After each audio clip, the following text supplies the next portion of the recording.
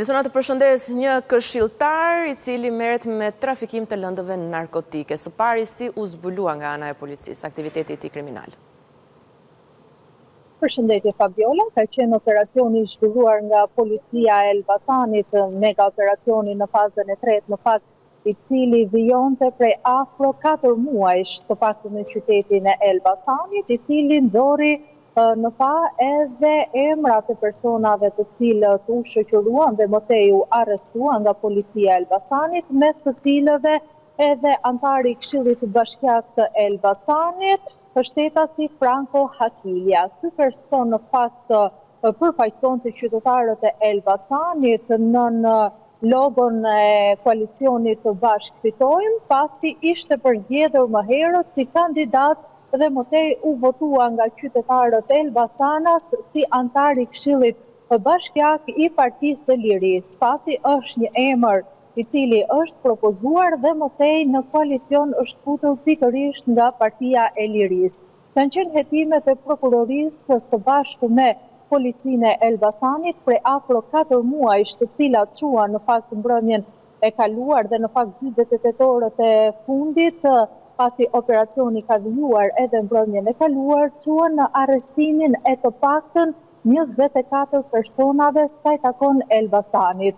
Duke qenë se operacioni është ende në vijim, pritet në fakt që të ketë edhe arrestime të tjera, pasi edhe mbrëmjen e kaluar, policia e Elbasanit ka vijuar me hetimet për zbardhjen e plotë të gjithë personave të cilët rezultojnë të përfshirë në aktivitet kriminal. Dhe në fakt, zyrtarisht, prokuroria e Elbasanit tashmë ka ngritur edhe akuzën zyrtare ndaj antarit të Këshillit Bashkiak të Elbasanit, akuzën e prodhimit dhe shitjes së lëndëve narkotike. Gjatë ditës së nesërme në fakt do të mbahet edhe masa e sigurisë në gjykatën e Elbasanit për të gjithë këta persona, përfshirë edhe antarin e Këshillit Bashkiak Franco Hakilja. Gjatë ditës së nesërme ata do të njihen me masën e sigurisë dhe në mëtej në rast se gjykata e Elbasanit do të pranojë kërkesën e prokurorisë dhe ndaj antarit të Këshillit Bashkiak do të ketë edhe mas sigurie, do mbetet për të parë në fakt edhe vjueshmëria e mandatit të këtij të fundit, pasi ritheksojmë edhe një herë që ky shtetas është përfaqësues i Partisë së Lirisë në Këshillin Bashkiak të Elbasanit. Pra është një person i cili ka marrë mirëbesimin e qytetarëve Elbasanas dhe ka përfaqësuar këta të fundit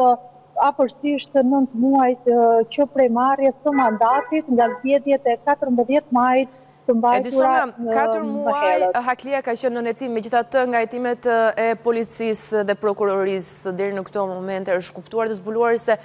prej sa kohësh ai merret me trafikim të lëndëve narkotike. Detajet e operacionit mbeten ende për të zbuluar në vijim, pasi kujtojmë që policia e Elbasanit, ndryshe nga drejtoritë vendore të tjera që tashmë e kanë bërë publike bilancin e mega operacionit, policia e Elbasanit ende nuk ka reaguar në lidhje me detajet e këtij operacioni të zhvilluar në fakt në faza e tretë, pasi është faza e tretë që aplikohet në Elbasan, do mbeten për të zbuluar në vijim detajet në lidhje me gjithë personat e arrestuar, por gjithashtu edhe për antarin e Këshillit Bashkiak, i cili edhe në këto momente vijon ta ketë mandatin e tij. Do mbetet për të parë në vijim nëse do të ketë masa disiplinore apo jo ndaj këtij shteti. Por gjithmonë sa i takon në detajeve, deri në këto momente të paktën veten të rezervuara dhe të bëra publike vetëm përmes burimeve zyrtare që na i kanë konfirmuar. Pasi, siç e thash, dhe pak më sipër policia e Elbasanit deri në këto momente nuk ka dhënë detaje në lidhje me operacionin e zhvilluar gjatë 48 orëve të fundit, ku numri në total i personave të arrestuar ka shkuar në 24. Gjatë ditës së djeshme ne kemi raportuar në fakt dhe faza e parë, apo ta themi natën e parë, u arrestuan 20 persona, por që gjatë mbrëmjes së kaluar gjithashtu policia ka zbuluar edhe persona të tjerë të përfshirë në këtë rrjet kriminal, i cili sipas asaj çka është komunikuar në fakt nga policia e shtetit një nga grupet kriminale të shpërbëra ka qenë pikërisht edhe në Elbasan. Dhe nëse zoti Hakilja është i përfshirë apo ka pasur një rol të rëndësishëm sa i takon këtyre grupeve të shpërndarjes së lëndëve narkotike, mbetet për të zbuluar në vijim. Edisona Skënderi, të falenderoj për këtë raportim të drejt për drejt informacionin që përsolle sa i përket këtij arrestimi, por edhe të gjithë operacionit Tempulli.